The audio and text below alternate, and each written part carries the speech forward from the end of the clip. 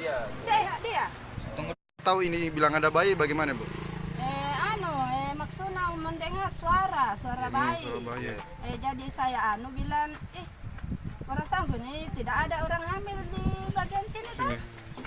Ada juga ya anak bayi tapi berapa itu sudah melahirkan. Iya. 2 bulan kemudian, mana mungkin dia? Jadi pas itu ada lagi suara, saya buka pintu toh. Buka pintu, saya cari solusinya dah. Di mana itu suara tadi? Jadi saya cari di situ. Pas ke sini tidak ada.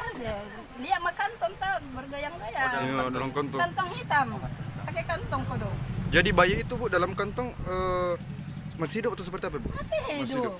Itu masih baru-baru mulai di Kira-kira, Bu, baru masih dilahirkan. bahasa masih itu darah. hari-harinya masih Iya, itu lagi jadi leher kasihan. Setelah kita temukan, Bu, kita bawa kemana itu bayi? Ke belakang. Ke belakang. Iya. Saya cari tuh Dibawa bilang sendiri bagaimana. Bu atau tempat Ibu bawa, saya sendiri bawa ke belakang di rumah anak ade. Bu, bisa menunjuk Menunjuk bagaimana? tunjuk yang darah, menunjuk. Eh, Saya juga mau diadopsi, sama tak ada yang mau adopsi ya Bu.